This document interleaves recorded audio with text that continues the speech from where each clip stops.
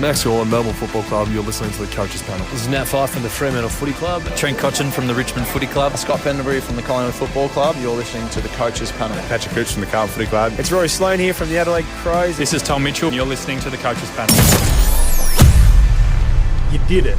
You made it to the number one spot. Nick Daicos is the player I believe is the most relevant for AFL Fantasy, SuperCoach and Dream Team players in 2024. But why? We are going to talk about that on today's episode as we wrap up the 50 most relevant for 2024.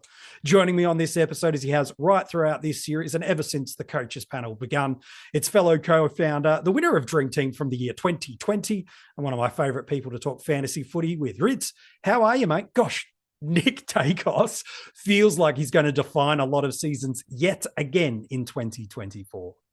Yeah, and this shouldn't really come as a surprise to anyone. Yeah, this was always going to be Nick Daicos as number one. Whether you want him, whether you fade him, where you're going to jump on him, what format you're choosing to go with him. Is he top price? Is he not top price? This guy is going to be spoken about more than anyone else in the AFL over the next few weeks. There's no doubt about this, and probably for the whole season, yeah. Absolutely. The fact is, almost by putting him at number one, I'm making this statement. Not only do I think he's the most relevant player for fantasy footy, but almost barring any other player, you could fade a selection. But Daicos is someone that is really hard to go a season without. And I think if you're fading him early, you're hoping it doesn't burn you while you're starting him. You're banking on him flying out of the gate. So let's quickly look at this 2023 season, not to gloss over it, but rather we've got to spend the time on the conversation of start or upgrade Nick Daicos. If we look at his SuperCoach season, he's delivered us a 117 seasonal average. Not bad for a second year breakout. 15 tons, a top score of 151s resulted in him being at a price point of 650K flat, while he's got a career high score of 163. While in AFL Fantasy and Dream Team, he's got an average of a 108.8. He's just over that $1 million mark in Dream Team, 18,000 skinny of that in AFL Fantasy at a 982K price tag. A top score last year was a 150. And there's also a career high score. So not a bad year. 14 tons for him across it. And Rids, it's crazy to say that a guy that hasn't even played 50 games of AFL has almost got every single accolade that a player could get. He's got the Rising Star. He's got an Anzac Day medal. He's already picked up all Australian honours. He's a premiership player. And if he probably didn't get injured late in the season, we're also talking about this player as the 2023 Brownlow medalist. It is a phenomenal ascension for a player that has played so little AFL. And I just want to highlight a line, a phrase that you just said. Not bad for a second-year breakout. Wowee, MJ. Have we ever seen a second-year breakout like this ever? Not in when you take positional scarcity into the mix, not when you take all the factors in. Like, look at this year in detail, just quickly, a 108.8 in AFL Fantasy. Of those 14 tons, 6 over 120, 4 over 130, and that career high 150.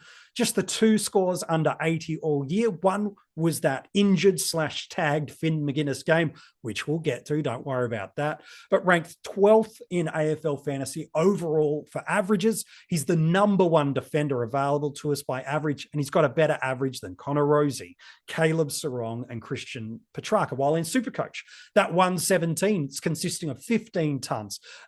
Bunch of them, 120, 130 plus scores. Ranked 7th overall in SuperCoach by averages. He's got a better average than Jordan Dawson, Rowan Marshall, and Tom Liberatore, and is the number one player by average. It was simply a stunning year, Rids, like probably outside of 2/3 of a game against Hawthorn, which we'll get to. He had a faultless football season.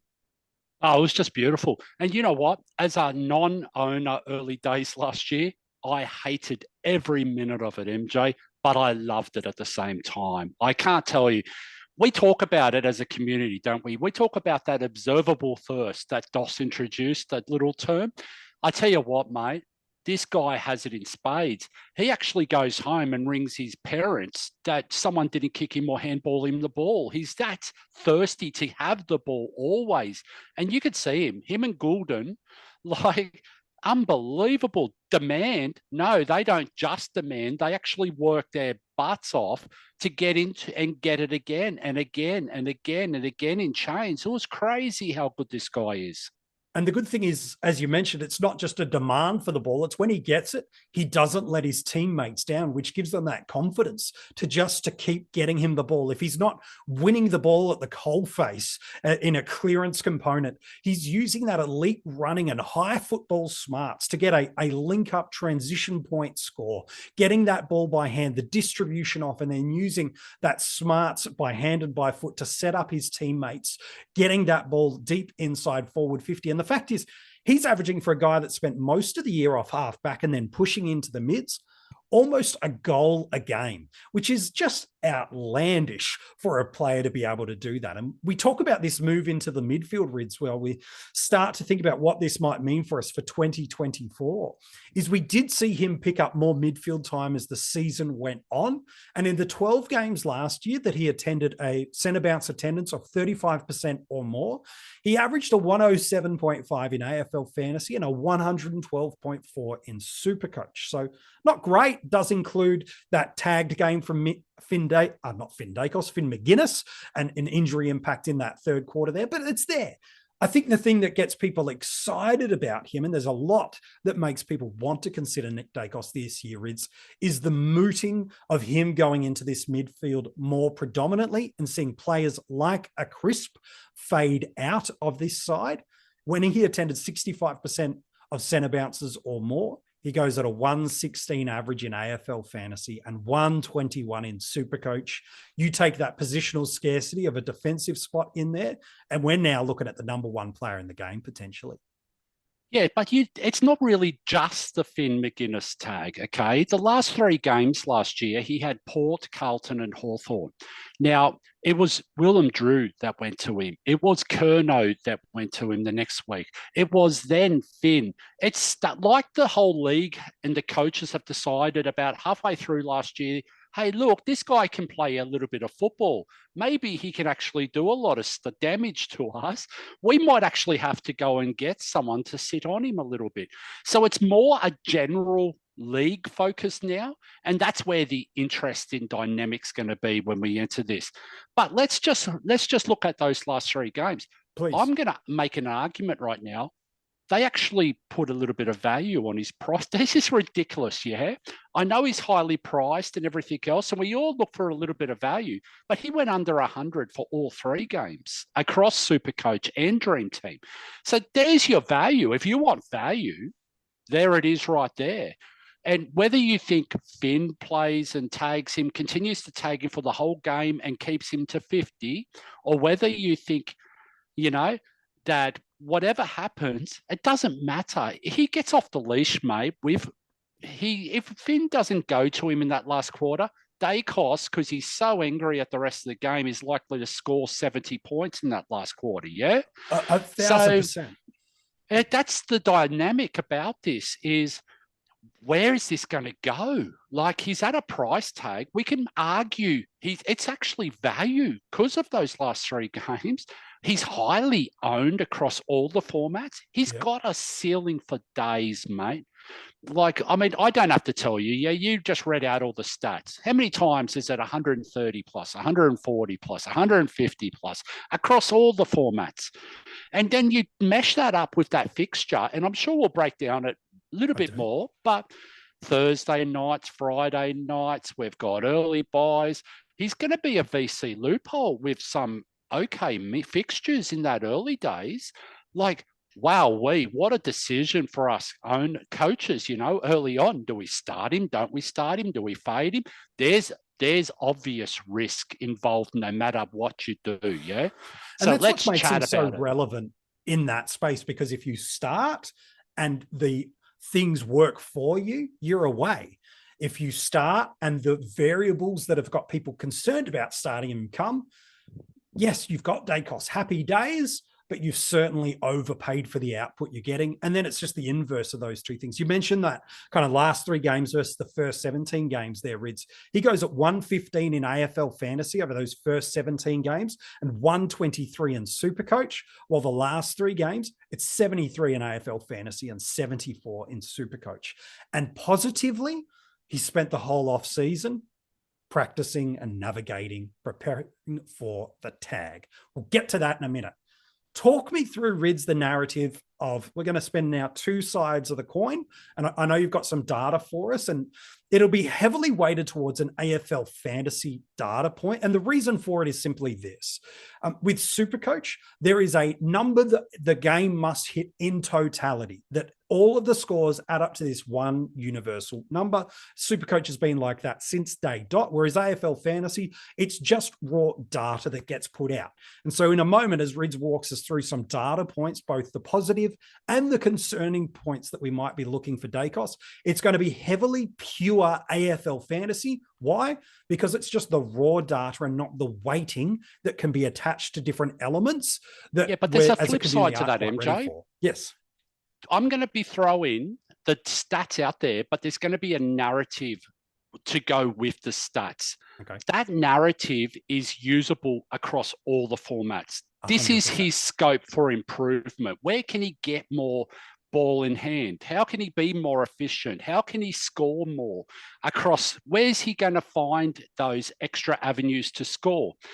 The narrative tells you that, okay? The stats will give me a little bit of backup to say, hey, there is possibilities here. And I mean, we're going to go through it in spades soon, so I won't give away too much. But you think about it just for general, okay? Tay Adams has now moved to Sydney. Straight away, there's a chunk of points, or if we want to call it market share of Collingwood's points, that has walked out the door. We're already hearing rumours of a Jack Crisp, for instance, going back in the back line. So what does that mean for stoppage points, for transition points, for the Pies midfield and the market share of the two? I'm going to go into those. I'm going to cover those stats. I'm going to tell everyone about that. But that's where he's going to improve or likely improve, or what does he need to? If you're not keen on him, this is why you're going to fade him, is because of these little obstacles as we throw out there. So that's what I'm sort of trying to get across to everyone today. Ryan Reynolds here for, I guess, my 100th Mint commercial. No, don't. I mean, honestly, when I started this, I thought I only have to do like 4 of these. I mean, it's unlimited premium wireless for $15 a month. How are there still people paying 2 or 3 times that much?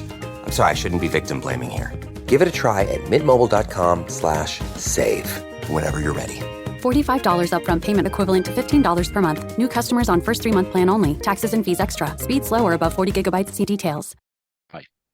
So, what's the pathway to justifying not starting Nick Daicos? Let's spend the next 5 minutes or so looking at that. Is it the early buy? Is it the Finn McGuinness tag? Is it just the evolution of football? What for you is the justification points that if you've gone, I'm not starting Nick Daicos, that for you feels like it holds water for you or for someone listening to this episode or watching this episode to go, yep, that's why I'm choosing not to start Nick? Okay, the magic number is the first thing I'm going to call out here. It's at its highest point at the start of the year. When people's prices go up and down and fluctuating, that magic number fluctuates with it. But it will never go higher than what it is right now due to the salary cap. Okay, that's the first thing. So it's going to come down, which means the worthwhile average will go up to a point.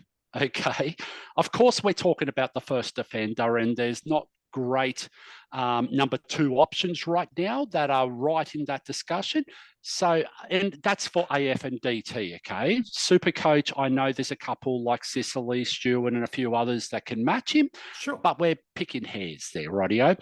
But that's the first point. Second point, his matchup round 4, then the buy in round 6, then round 5. I can't count.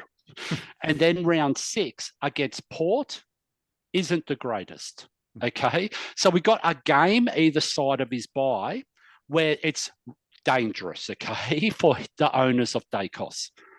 Whether you think it's great, whether you think it's whatever, doesn't matter what the outcome is. But the fact is, you don't have a best 18 to fall back on in round 4. Okay, that's going to be really, really difficult, because if Finn comes out and tags your top priced defender to a 50, like he did last year, and let me tell you, I'll tell you a little secret, everyone. It's happening, okay? Finn tagged him to what, 5 disposals in 3 quarters last year, MJ? Yeah, is that right? 2/3. Yeah, probably 2/3 of the game. It was early in the third quarter that he got. And guess what? Hawthorn won that game. 30 odd points, yeah. And Collingwood were the premiers. Don't overthink this. I know that people are going to say, oh, yeah, but Finn may not be best 22. Yep, great. That's not a problem. Guess what? He's going to be best 22 for round 4. I can absolutely guarantee that, right? Unless he's injured, he's going to be in that best 22, and he's going to have one job and one job only. And I think that's pretty clear, yeah? I know, like, last year we were fooled. Don't be fooled, guys. Like, this is going to happen. And, you know, the worst case is if it doesn't happen and it doesn't eventuate, guess what? He's got to buy the week after where he's not playing anyway, and you've got 2 weeks to find out how you can get into him in round 6, yeah? So it's not a massive problem, one score. Round 6, Port are historically hard to score against. There's also a guy called Willem Drew that we just discussed before that was sent to him in that late game last year before he got injured, and kept him to 80 or 90 across the formats. So the fact is, that's likely going to happen again, because Willem Drew will start on the wing, and the first thing he's going to do is find Nick Daicos. And that's all he's going to do for the whole game. So that's why you don't start him, because you think you're going to be able to get him at a cheaper price point. Okay, and you think it's going to hurt people starting him and give you an advantage to find another player or another 2 or 3 options that are going to way outscore their price point. So does that explain it? Beautifully. Now, let's go to the exact opposite side of the coin, because as you mentioned, high ownership across the format. Now, there's a portion of that is just the casual coach that is just going, yeah, Nick Daicos was awesome last year. Select. Sure, but that does become a factor for us. What's the narrative pathway to starting him? Because I've heard a lot of people just break down that argument that you've done a really good job, and I think it's right, the narrative and the mindset you've got to have to fade Nick Daicos. What's the narrative for starting Nick Daicos? Okay, the first things first, his schedule or fixture. Now, I didn't say fixture, I said schedule or fixture. Round 1, he plays on a Friday night game against the Swans. Now, it's an interesting one. People will go, oh, yeah, historically Ryan Clark goes to him. Guess what? There's no more Ryan Clark. Correct. So if someone's going to go to him, it's going to be a first-time experience of running with a guy like Daicos, who's an aerobic beast, okay? But that's a VC loophole option. Let's look at the second round. St Kilda on a Thursday night, MJ. VC loophole. And a great matchup on paper, by the way. Next game, Brisbane on a Thursday night. Good recent past couple of scores, including the grand final, and a good matchup. Okay, Thursday, yeah. That's the narrative. He's highly owned. I think there's a site out there at the moment, that's on Twitter, that's trying to do the actual adjusted figures. And at the moment, he's 70%, mate, like adjusted. Officially, he's about 50% so owned. Teams that are completed and moving, he'd be right up there with the most owned player in the game. Yeah, he will be. But that's not called Harley Reid at the moment due to the forward problems we've got, okay? But Nick Daicos is probably in the top 5 owned players right now. Yes, of course. That is danger, yeah, MJ. What did we say a couple of weeks ago? Vams and I did a little bit of our lessons learned thing from last year. Correct. If you're going to go unique, it doesn't matter whether that's the own or fade component of the unique. You need it to go your way. Otherwise, it really impacts and hurts you. Okay. So unique is I'm not owning Daicos if 70% of people are.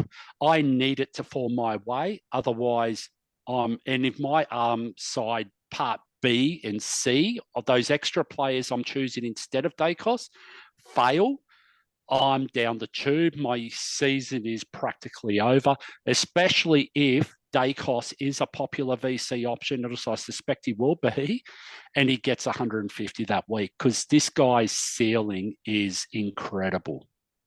There's a lot of parallels for me to a young Gary Ablett. Arguably, Nick was better than what Gary was in his first couple of years. In fact, he definitely is, compared to how Gary's career started as a small and high half forward. It's, gosh, this guy, you feel nervous as a non-owner, don't you? Like, we're staying in. But it's not just that. Yeah. Let's go further. And I know I'm interrupting you, but I have for 10 years. It doesn't matter. I'm not going to stop now. Yeah. So the fact. This episode is brought to you by Allstate. Some people just know they could save hundreds on car insurance by checking Allstate first. Like, to check you have the tickets in your wallet first before you drive 2 hours to the big game.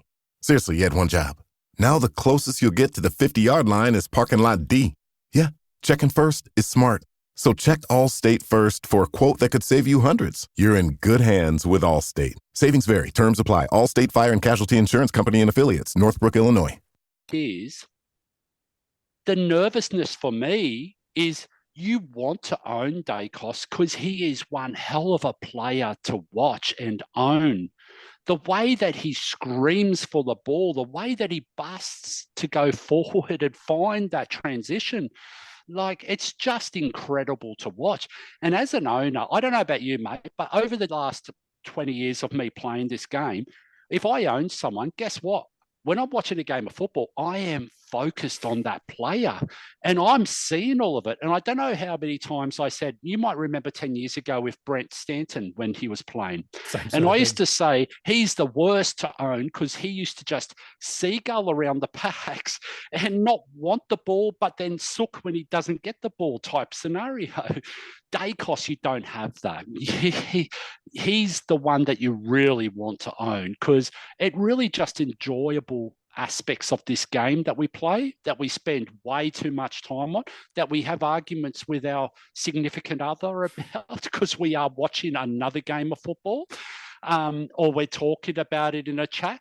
This is the guy that we want to own. So that's the part that I struggle with. If you don't own Daicos, how do you enjoy this game thoroughly? Because I tell you what, mate, it is a nervous sleep when you don't own him and he has a Thursday night game and you know there's 50% VC on him, especially against St Kilda. And you're playing potentially catch up every single week. And as you mentioned, that ceiling, that consistency of being able to get 150s, 120s, 130s, it's a guy that's only entering into his third year of football. So on the bell curve of ascension to hitting his potential, he's still well and truly on the early ascension part. So we're not talking about a player like an Andrew Brayshaw or a Rory Laird that we've spent a couple of days on recently going, they're at the peak of their powers. And if they hold, they're a gun. There is just through natural development, through the market share that you've mentioned, through the fact that the team has now spent the entire off season, as has Nick himself, knowing that tags are going to come his way to be able to work his way through it. And then the fact is, as a fantasy owner, you sit there on Thursday night, Friday night, you watch him go 125 and you're going, okay, I've still got to find a way to get into Nick Daicos. And I need the two things you really need. One is an injury, and you don't wish it, but that's secretly what you're hoping for. Or two, one of those two early games where he gets tagged to smithereens and goes under 80. Otherwise, the risk profile of trying to save $50,000 or $100,000 as opposed to just having him from the get-go and not worrying about it becomes an interesting seesaw of how you watch these first 6 games of football. There's another element of this as well, and I've got no doubt we'll discuss this as we go through, but we live in an age where everyone communicates through a digital means, whether it's Twitter, whether it's by a chat, whether it's groups, whether it's single, whether it's whatever. We're talking non-stop. We have information at hand, split second. after it happens. The thing that I hate the most is when I don't own a guy, then reading everyone's messages of who owns him and who has VC'd him. And that makes me sick, mate. And then I've got to put up with that crap for the rest of the weekend. And then I'm sitting there going, oh, and you know that you were a 50-50 call. Like you think about the Daicos Young decision last year. It was a 50-50 call, okay?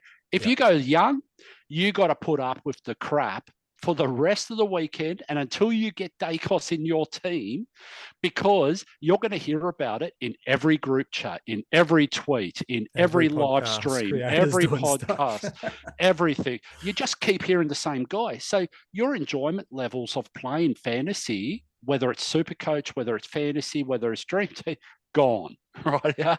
At least with keepers, you can only own him once. Yeah, that's there's true. only one person that owns him. Draft, yeah. And you don't have to listen to the crap because there's only one person that's spewing the crap, yeah? Whereas everyone else, when it's a high ownership, 70%, everyone's on, and you think, wow, am I the only person in this whole world that doesn't own Daicos? And am I the only stupid one? Like, it can very much feel that way. If you choose to start Nick Daicos, Rids has given us a really nice pathway of why and how you can do that. And you've MJ, I didn't go to the why yet or the how. Let's explain the how. All right, let's go there. How do we get Daicos outside of picking him and going D1 done? What's the strategic way we can do it, knowing we have to navigate our way through round 4 and also round 5 with the bye? Okay, think of it like this. And I'm just going to throw names because that way then people can see the example. Put Daicos as your D1 right now, okay? Done. Throw a Daniel Curtin, whether it's util, whether it's M11, whatever format you're playing, M10, whatever, put him there. Make sure you have a Sharp or a Sanders at M9, okay? When his bye comes in, swap Daicos into the midfield and bring that M9 onto the field at M8. And that's who's covering you for your Daicos bye. And it's a best 18, MJ. So you only really need one of the popular rookies to be covering. But that's the way it gets done, okay? So that is as simple as I can say it. Like, I can't, unless you give me your login and I do it in your team yourself, which I don't recommend because, you know what? You're going to own like whoever. You'll go, why is Matt Flynn my R1 and not Gorn? That's why, because you've given me your logins. But that's how you do it, okay, MJ? 100%. It's protecting and beautifully articulated where, you go, no, but he's D1, it's fine. Okay, well, you're putting a Toby Pink or a Gibcus potentially coming on the field. Now we're talking about a potential 100-point swing in that one position. Whereas, as Rids mentioned, it could be a Sharp, it could be a McKercher, it could be a Sanders. It might only be a 50 or 60-point swing that you might see. And again, it might not even be that much in a best 18. I think with him, Rids, it's fascinating is both sides of the Daicos coin feel really valid and also feel equally nervous with their decision. I think people that have got him go, yes, I've got him. I know it's going to be great. I've got those early VC options. I know I've just locked away as Chizo shared with us a few days ago on the 50 most relevant, this security blanket. I've got Daicos and the price doesn't matter, quote unquote, because I now own him. And unless I move out of him via trade, I might be losing some team value, but I own the player. So that feels secure and safe for me. They're looking at round 4 with nervousness because, as you mentioned, Finn McGuinness is, if he's fit and healthy, he's on the plane to Adelaide to that match for gather round. And it's the worst matchup possible, not just because of Finn, it's the last game of the round. And so if you are using a Daniel Curtin to flip things around, it gets challenging because Curtin and the Crows are early in gather round. So that creates this pain point. So even though you're an owner, you are watching it going, I know, even though I've got a 130 here and a 115 there and it's okay, this pain point 2 to 3 weeks is coming. Whereas if you don't start him, you're watching opening round 1, round 2, round 3, incredibly nervously because you are banking on a variable to happen at round 4. And if that doesn't happen, boy, oh boy, it does feel like that first month and the plans you've made for the year are really painful. So you're needing that McGuinness tag to come. You're needing that constriction to come through Port Adelaide's round 6, and you're hoping that bye round management of round 5 kind of helps you, because both sides of the coin feel nervous and excited at the same time. Let's clear this up though, MJ. If you own him, he's going to be on your field. Don't ever try 100%. And be tricky and cute with this. He's on your field. If you're looking to try and loop him off your field just to avoid Finn McGuinness, you're doing it wrong, okay? So if you own him, he's on your field, he's at D1 on round 4, and you just hope for hell that Finn doesn't either go to him, goes to someone else through the game, or, or Daicos has one of those moments where he pops 100, and he can do that. He's a good player, mate. So, yeah. So I wouldn't be trying to get too cute with this with round 4, because it's only one score and it won't make a huge impact outside of cash gained, cash lost, how to get him in from other avenues. So one last question before we wrap up the episode. We're not going to wrap it up yet, because I've got a lot of stats. So we're going to go a little bit further. Give me a stats blurb quickly, and then I want to ask you one last question. I mentioned Tay Adams and Crisp before, okay? Let's look at stoppage and transitions. So Crisp last year, he was 7th for stoppage points percentage, market share for the Pies. He was behind Cameron, Jordan. I know that's a weird one that Cameron's won, but generally rucks do fall that way because they're always at the stoppage. Jordan De Goey was number 2. Titch was number 3. Pendles was number 4. Daicos was number 5. Straight away you go, okay, so that's a little bit of an avenue of where he could actually increase. If he's going to spend more time in the midfield, obviously the stoppage points will increase because he's not on the outside of half back, okay? But Tay, Adams and Crisp were the next 2. So straight away, not only does he have avenues to go up if he's in that role, he's also got a couple of guys directly below him that he's got a little bit of market share that he can pinch from, okay? So that's the first thing. And I know people will go, oh, yeah, but no, the thing is he only averaged 45.5 stoppage points a game last year. So there is avenues of improvement there, and that's going to come with more midfield time that you just talked about. Halfback time last year, he had 66.3 average transition points a game. Now, that seems like a lot, but it's really not. He was number 2 at the Pies. He was actually behind Noble. Noble had the highest transition points, but you look at these names, okay, and see if you can pick up a trend.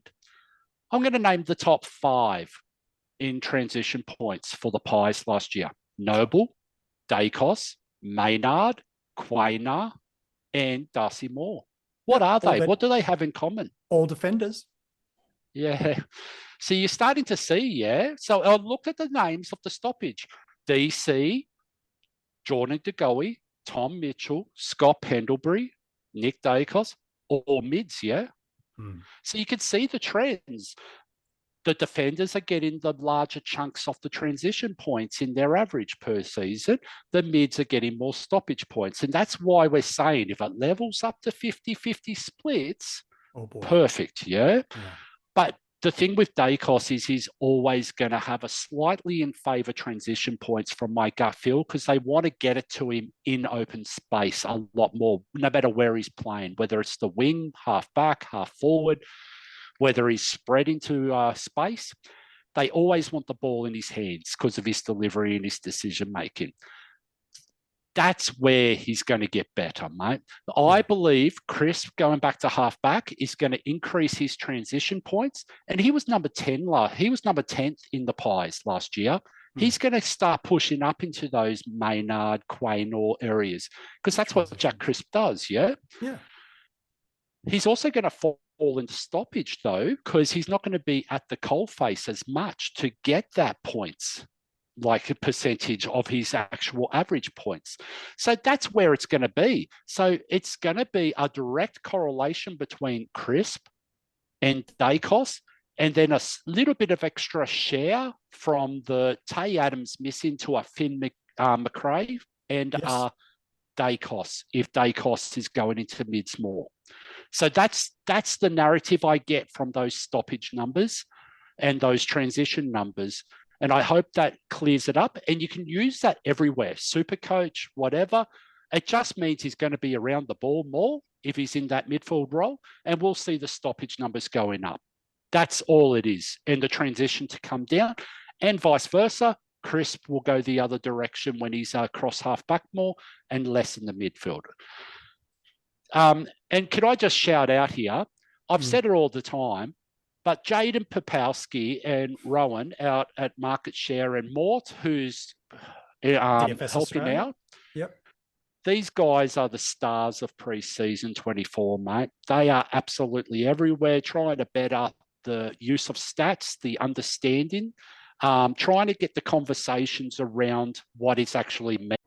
Deciding which credit card or loan is right for you is like trying to choose where you want to eat for dinner. Except when you finally get to the restaurant, the menu's riddled with jargon that no average foodie could understand. So at Credit Karma, we keep things simple. We show you personalized recommendations that align with your money goals and help you turn the confusing fine print into terms you can actually understand. And as a cherry on top, we provide a detailed overview for a new card or loan before you apply. That way, we can help you make decisions faster and with more confidence. Download Intuit Credit Karma today to get started.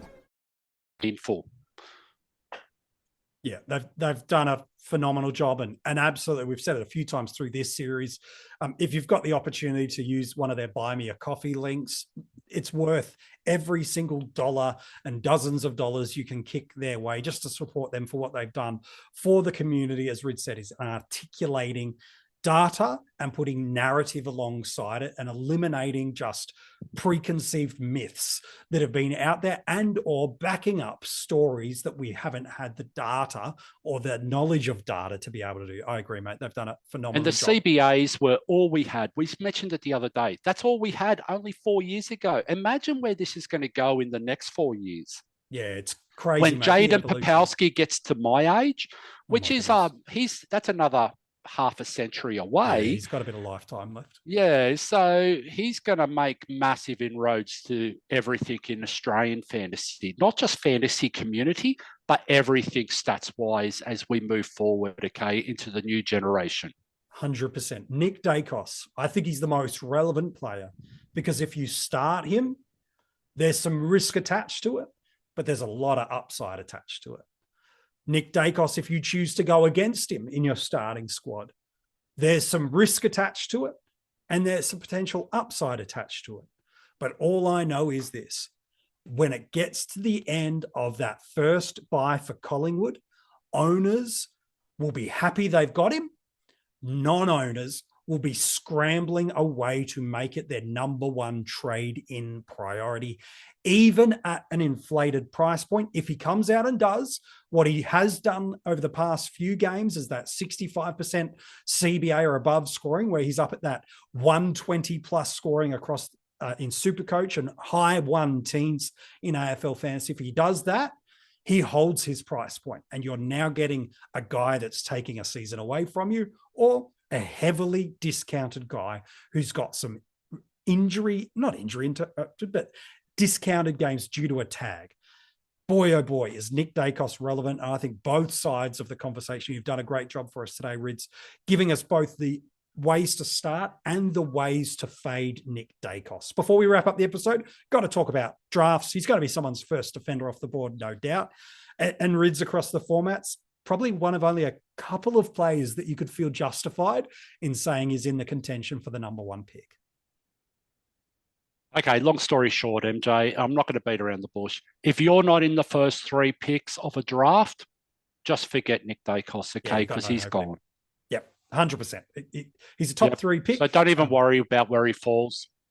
Yeah, he's gone. He just wave goodbye. If you get pick 4, pick 5, doesn't matter. No, and if you trade out of, if you get a top 3 pick and you're trading out of that, you need your head read, yeah? If you got, because you could potentially have the Nick Daicos lottery. Yeah, which could be absolutely incredible. Hey, mate, it's been an absolute privilege doing this series, not just with you, but with a whole ton of people during this preseason. So thank you so much, mate. How good was it this year, mate? This is our best year ever, I think. You've been on fire. We've had more people coming on. We've had people like Jaden coming on. We've introduced Vams to the 50 most relevant on multiple occasions. We've even had someone like DC pop in from the Hat Chat. We've had the SC group. I'm going to miss people, and I apologise if I do. Pigmentality, what a year, mate. Some of the greatest discussions I've ever been involved with, and that's saying something because I've been around for, I don't know, a quarter of a century now, and this has been awesome. Yeah, it's been awesome. A big thank you to Vams, to DC, to Stevie Fizz, to Jaden, to Chizo, to Bales, to Pigmentality, to the Phantom, to Damo, who's also jumped on. We had Tim Mitchell jump in. We had Hef from the Keeper League podcast slide in. We introduced you to Mitch Casey from the AFL Fantasy Ball Boys. DR and the great guys he is, JD, has also jumped on. Vam, who you mentioned earlier. And then there's the coaches panel regulars. There's Kane, there's Mini Mug, there's Louis, there's Jordox, and yourself. I think I got through every person that appeared on the 50. I'll tell you what though, MJ, just as a last note, a huge thank you to you, but more importantly, a huge thank you to your family for allowing us the possibility to have your time for extended period of times. And if you, I'd never do this, okay, but there was a JD interview with Holmesy the other day. If you haven't listened to it yet, go and have a listen to, because there's been a bit of bad press around the place. The guy knows his stuff, and it's time to go in and have a listen and try and see if we can get some more learnings around the place. But have a great season, everyone. And I've got no doubt you're going to hear from me soon. Plenty of stuff every single day between now and the end of the preseason. There's still fresh content dropping every single day over on our YouTube channel. There's podcasts rolling all the time as well. We start turning the wheels ever so quickly towards strategy and moving away from player analysis to strategy of how we play this game. We start getting club versus club matches and start to see some stuff, and then opening round will be upon us, and I feel like that's going to be a game-changing couple of matches that will really define how we go into round one. If you've watched any of these episodes of the 50 Most Relevant, thank you so much for doing it. If you haven't subscribed to the YouTube channel yet, it's not too late. You can still jump over and do that and turn those notifications on. If you've been listening to these audio podcasts, thanks so much for doing that, sharing it with your friends and family that play fantasy footy. If you haven't given it a 5-star rating or subscribe to wherever you get your podcasts, would encourage you to do that. And if you want to keep in touch with us right throughout this preseason, you can find all the links for our social media